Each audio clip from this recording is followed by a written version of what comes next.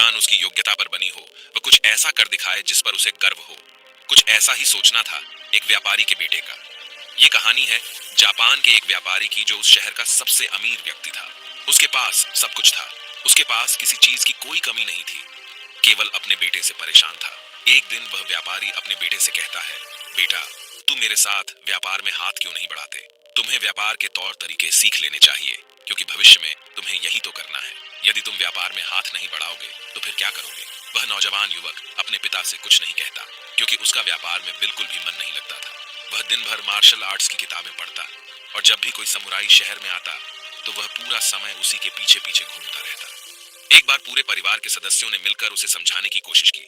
वे कहने लगे, बेटा, तुम्हारे पास इतना बड़ा व्यापार है, फिर भी तुम अपने पिता का हाथ क्यों नहीं बढ़ाना चाहते? यदि तुम अपना व्यापार नहीं देखोगे तो फिर कौन देखेगा? इस पर वह नौजवान युवक जवाब देते हुए कहता है, मैं खुद के दम पर कुछ बनना चाहता हूँ। मैं चाहता हूँ कि मेरी एक अलग पहचान हो, लोग मुझे जाने, और इसलिए मैं इस देश का सर्वश्रेष्ठ धनुर्धर बनना चाहता हूँ। उस युवक की यह बात सुनकर उस व्यापारी को बहुत क्रोध आया, लेकिन फिर भी उसने अपने क्रोध पर काबू पाया। कुछ देर सोच विचार करने के बाद उस व्यापारी ने अपने बेटे से कहा, बेटा, अगर तुम यही करना चाहते हो तो ठीक है, मैं अगले 3 साल का समय तुम्हें देता हूँ। ये सुन वह नौजवान युवक बहुत खुश हुआ। तभी आगे वह व्यापारी कहता है, लेकिन मेरी एक शर्त है। इस पर वह नौजवान युवक कहता है, क्या शर्त है आपकी पिताजी? उसके पिताजी अपने बेटे से कहते हैं, देखो, मैं तुम्हें अगले 3 साल का समय तो दे रहा हूँ, लेकिन तुम्हें हर साल मुझे यह बताना होगा कि तुम क्या कर रहे हो और तुमने उसमें कितनी उन्नति कर ली है। यदि तुम मुझे अपने काम से संतुष्ट कर पाए तब तो ठीक है, वरना तुम्हें मेरे साथ मेरे व्यापार में हाथ बढ़ाना होगा। नौजवान युवक काफी सोच विचार कर अपने पिता से कहता है, ठीक है पिताजी, मुझे आपकी शर्त मंजूर है। उसके ठीक 2 दिन बाद वह नौजवान युवक अपने पिता की आज्ञा लेकर धनुर्विद्या सीखने के लिए घर से निकल पड़ता है, और वह कई दिनों की यात्रा करके एक गुरु के पास पहुंचता है। वह गुरु जापान में धनुर्विद्या और युद्ध कला सिखाने के लिए प्रसिद्ध थे। उनकी ख्याति दूर दूर तक फैली हुई थी, लेकिन वह बहुत कम लोगों को अपना शिष्य बनाते थे। वह नौजवान युवक उन गुरु के पास पहुंचकर उन्हें प्रणाम करता है और कहता है, हे गुरुवर, मैंने आपके बारे में बहुत सुना है और इसीलिए मैं बहुत दूर से यात्रा करके आपके पास आया हूँ। मैं आपसे धनुर्विद्या सीखना चाहता हूँ। मैं धनुर्विद्या में बेहतर होना चाहता हूँ। फिर जवान युवक सारी बातें कहता जा रहा था, लेकिन इस पर गुरुवर कुछ भी जवाब नहीं दे रहे थे। और जब कुछ देर तक उन गुरुवर ने जवाब नहीं दिया तो इस पर उस नौजवान युवक ने अपने घर पर बीती सारी बातें उन गुरु को बता दी। उसने यह बता दिया कि किस तरह से उसके पिता ने उसके सामने शर्त रखी है कि यदि वह अपने जीवन में सफल न हो पाया, उसने अपने जीवन में वह न कर पाया जो वह करना चाहता है, तो उसे उनका व्यापार आगे बढ़ाना होगा। आगे वह नौजवान युवक उन गुरुवर से कहता है, हे गुरुवर, मैं आपसे वादा करता हूँ, मैं पूरी कर्तव्य निष्ठा के साथ धनुर्विद्या सीखूंगा और मैं आपका समय बर्बाद नहीं करूंगा, इसलिए कृपया करके मुझे अपना शिष्य बना लीजिए। तभी उस गुरु ने उस युवक की तरफ ध्यान से देखा। उन्होंने देखा कि वह अपने साथ काफी सामान भी लेकर आया था और उसके साथ उसके 2 सहायक भी आए हुए थे। तभी उन गुरु ने कहा, सबसे पहले यदि तुम धनुर्विद्या सीखना चाहते हो तो तुम्हें इन चीजों को छोड़ना होगा, इन चीजों का त्याग करना होगा, इसलिए इन कीमती सामानों को वापस अपने घर भेज दो। उस नौजवान युवक ने गुरु की आज्ञा का पालन किया। उसने सारा सामान अपने सहायकों के हाथों वापस घर की ओर भेज दिया। आगे गुरुवर उस नौजवान युवक से कहते हैं, देखो, यदि तुम धनुर्विद्या सीखना चाहते हो तो तुम्हें 2 शर्तें माननी होगी। इस पर वह नौजवान युवक कहता है, गुरुवर, आप जैसा भी कहें, मैं सब करने के लिए तैयार हूं, लेकिन मुझे अपना शिष्य बना लीजिए। तभी गुरुवर उस युवक को पहली शर्त बताते हुए कहते हैं, तुम्हें यहाँ पर सामान्य लोगों की तरह ही अपना जीवन बिताना होगा और सारे कार्य तुम्हें खुद ही करने होंगे। इस पर नौजवान युवक कहता है, जी गुरुवर, जैसा आप कहें। आगे गुरुवर उस नौजवान युवक को दूसरी शर्त बताते हुए कहते हैं, यदि एक बार तुम्हें धनुर्विद्या की शिक्षा को ग्रहण करना शुरू कर दिया तो तुम्हें उसे पूरा करना ही होगा, तुम इस बीच उसे छोड़कर नहीं जा सकते। इस पर वह नौजवान युवक कहता है, ठीक है, आप जैसा कहें, मुझे सब मंजूर है। उन गुरुवर ने उस नौजवान को अपना शिष्य बना लिया, लेकिन वो नौजवान ये नहीं जानता था कि उनके सिखाने का तरीका बहुत अलग था। एक दिन उन गुरुवर ने उस नौजवान युवक को अपने पास बुलाया और कहने लगे, बेटा, जैसे तुम उठते बैठते हो, चलते फिरते हो, जैसे तुम सांस लेते हो, वैसे ही तुम निशाना भी लगाते हो, इसलिए सबसे पहले तुम्हें सचेत होना होगा। तुम्हें जानना होगा कि तुम क्या कर रहे हो, तुम किस अवस्था में हो। तुम्हें जागरूक होने की आवश्यकता है, इसलिए आज से ही सचेत होकर सारे काम करना शुरू कर दो, और ऐसा तब तक करो जब तक ये तुम्हारा स्वभाव न बन जाए। उस युवक ने उन गुरुओं की बात मान ली। वह एकाग्र होकर अपने कामों पर ध्यान देने लगा। वह अपने चलने फिरने, अपनी सांसों पर ध्यान केंद्रित करने लगा। सुबह उठकर वह अभ्यास करता और ध्यान किया करता। शाम के 6 बजे से वह एकांत रहता और ध्यान किया करता। ध्यान करने के बाद करीब 9 बजे के बाद वह सो जाया करता और ठीक सुबह 4 बजे उठकर वह धनुर्विद्या का अभ्यास करने लगता और यह सब उसे एकांत में रहकर ही करता था। और यह सारी क्रियाएं दोपहर के 2 बजे तक यूं ही चलती रहती और इस समय के दौरान न तो कहीं जाना और न ही किसी से मिलना। यहाँ तक कि उस युवक को किसी से बात करने की भी कोई अनुमति नहीं थी और बचे हुए 4 घंटे अर्थात दोपहर को 2 बजे से शाम को 6 बजे तक वह बाकी सभी शिष्यों के साथ मिलकर आश्रम की देखरेख करता। और वह नौजवान युवक भी अब तक पूरा मन लगाकर सीखने की कोशिश कर रहा था। लेकिन जैसे जैसे समय बीतता जा रहा था उस नौजवान युवक का जोश ठंडा पड़ रहा था। अब उसके लिए उस आश्रम में एक एक पल बिताना बहुत मुश्किल हो रहा था। अब उस नौजवान युवक ने अपने गुरु की बातों को अनदेखा करना शुरू कर दिया था। वह उन सभी नियमों को तोड़कर अपने सभी गुरु भाइयों के साथ मिलकर गप्पे लड़ाने लगा था। वह उन्हें अपने व्यापार की बातें बताता, उसके पास क्या कुछ है। और उस नौजवान युवक को इतना अमीर पाकर कई लोग उसके मित्र भी बन चुके थे, क्योंकि वह सोचते थे कि यह तो अमीर व्यापारी का बेटा है, कभी न कभी तो भविष्य में कोई न कोई फायदा हमें अवश्य मिलेगा। देखते ही देखते उस नौजवान युवक और बाकी लोगों की दोस्ती और भी गहरी होती जा रही थी। अब से वह नौजवान युवक रात को सोने की बजाय अपने मित्रों के साथ मिलकर आश्रम से कहीं दूर भाग जाया करता था। जंगलों में जाकर गप्पे लड़ा था, मौज मस्ती किया करता था और इस कारणवश वह सुबह उठ नहीं पाता था और इसी वजह से वह कभी ध्यान भी नहीं कर पाता था। एक दिन उन गुरुवर ने उस नौजवान युवक को अपने पास बुलाया और उससे कहने लगे, बेटा, मैं जानता हूं कि तुम रात को आश्रम में नहीं रहते हो और न ही तुम एकांत में रहकर अभ्यास कर रहे हो।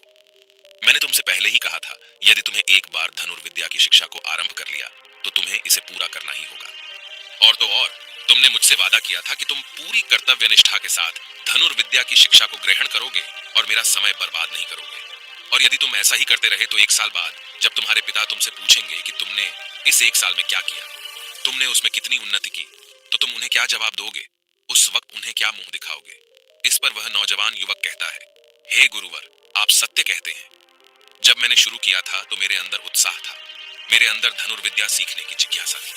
लेकिन तब मैं यह नहीं जानता था कि मुझे अकेले रहकर अभ्यास करना होगा। एकांत रहकर मैं थक चुका हूँ और यह मुझे बहुत कठिन लगता है। मेरा एक एक पल जैसे मुझे काटने को दौड़ता है। जब भी मैं ध्यान करने बैठता हूँ तो मेरा मन यहाँ वहां भागता रहता है और मैं ध्यान नहीं कर पाता और इसी कारण मेरी चिंता और भी बढ़ जाती है। मुझे समझ नहीं आता कि यदि मैं ध्यान नहीं कर पाऊंगा तो मैं अपने अभ्यास को पूरा कैसे कर पाऊंगा। और साथ ही जब मैं एकांत में रहता हूँ तब भी मेरे मन में तरह तरह के विचार चलते रहते हैं। मैं इनसे पीछा छुड़ाना चाहता हूँ लेकिन मैं इनसे पीछा छुड़ा नहीं पाता। इस पर गुरुवर मुस्कुराने लगे और उस युवक से कहते हैं, बेटा, जिस अकेलेपन से तुम भागने का प्रयास कर रहे हो, इस अकेलेपन में बहुत ताकत होती है। इसे तुम्हें समझना चाहिए। किंतु फिर भी यदि तुम इस अभ्यास को बीच में छोड़कर जाना चाहते हो तो मैं तुम्हें नहीं रोकूंगा। तुम जा सकते हो, लेकिन जाने से पहले मेरी बस एक बात मान लो। इस पर नौजवान युवक कहता है, ठीक है, बताइए, आप क्या चाहते हैं? तभी गुरुवर कहते हैं, बेटा, यहाँ से एक दिन की दूरी पर एक बहुत ही बड़ा पहाड़ है। तुम्हें वहां पर पूरा दिन बिताना है और सुबह तुम्हें वहां पर एक बाज नजर आएगा। उस बाज की हरकतों पर तुम्हें ध्यान देना है। ध्यान रखना, उसका तुम्हें शिकार नहीं करना, बल्कि उसकी हरकतों पर तुम्हें ध्यान देना है। वह क्या कर रहा है, क्यों कर रहा है, उसे ध्यान से देखना है। उसकी हर एक हरकत को तुम्हें समझना है। और जब तुम अगले दिन वापस लौट कर आओगे तो मैं तुमसे केवल एक सवाल करूंगा। यदि तुमने उस सवाल का सही जवाब मुझे दे दिया तो मैं तुम्हें जाने से बिल्कुल भी नहीं रोकूंगा। उस नौजवान ने काफी कुछ सोच विचार किया और उसके बाद वह गुरु की बात मान जाता है। वह उन्हें प्रणाम करके उस पहाड़ की चोटी की ओर चल पड़ता है। देखते ही देखते वह एक दिन का सफर तय करके उस पहाड़ की चोटी पर पहुंच गया और उसने पूरी रात वहीं पर बिताई और अगली सुबह होने से पहले ही वह उस बांस को ढूंढने लगा। वह जब यहाँ वहां देख रहा था तभी उसकी नजर उस पहाड़ की चोटी पर पड़ी। उसने देखा कि एक सुनहरा बांस चट्टान की चोटी पर बैठा हुआ है और पहाड़ के नीचे घाटियों की ओर ध्यानपूर्वक देख रहा है। वह नौजवान युवक उस बांस को देखकर झुक गया और छुपकर उसकी सारी हरकतों पर नजर रखने लगा। उस नौजवान युवक ने देखा कि कुछ चरवाहे अपनी भेड़ बकरियों को उस घाटी में चराने के लेकर आए हैं और तभी उस युवक की नजर उस पर पड़ी जो एकदम शांत बैठा हुआ था।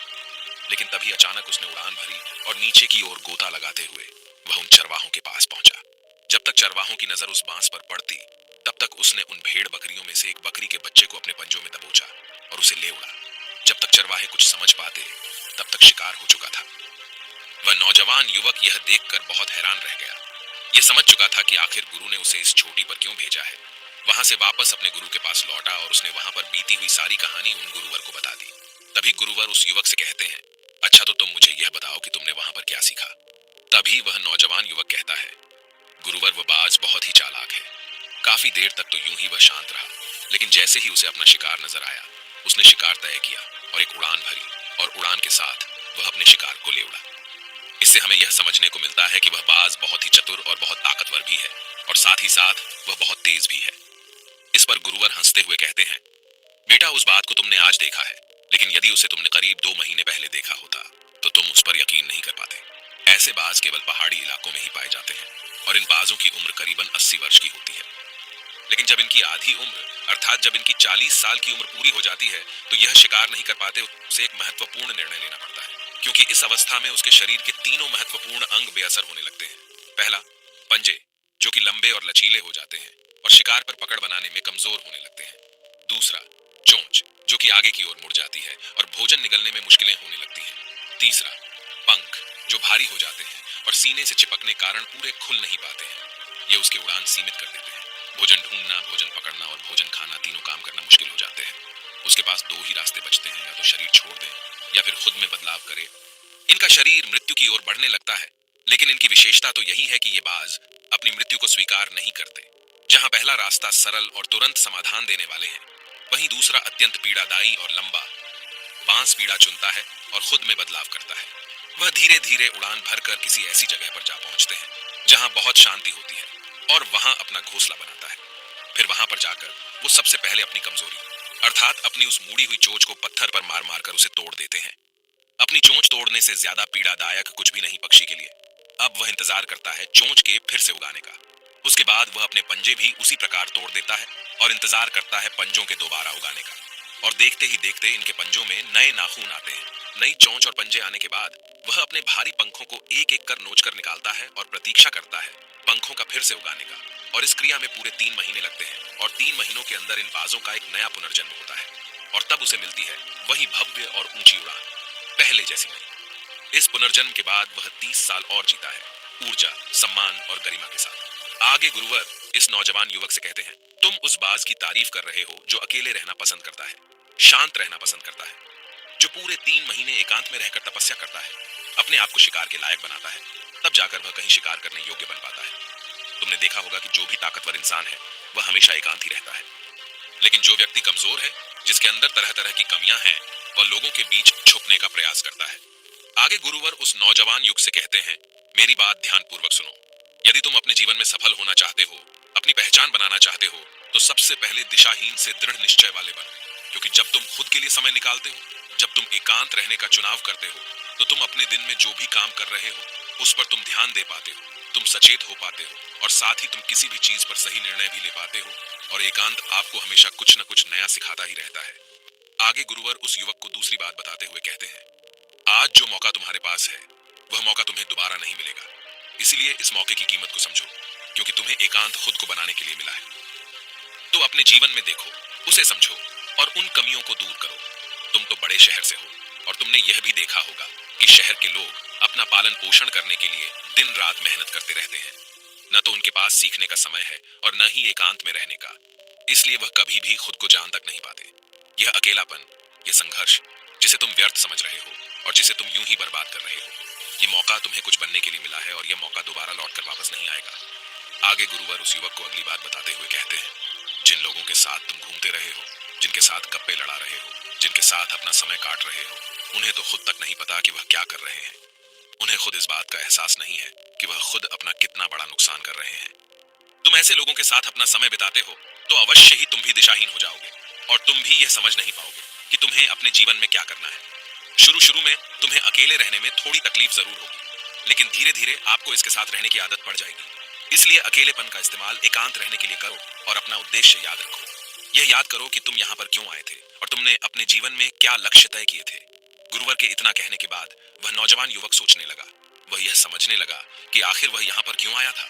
तब उसे याद आया कि उसके गुरु ने उसे क्या कहा था कि अपने अकेलेपन का इस्तेमाल करो, क्योंकि अकेलापन ही एकांत बन जाएगा और वह तुम्हें आगे बढ़ने में तुम्हारी मदद करेगा।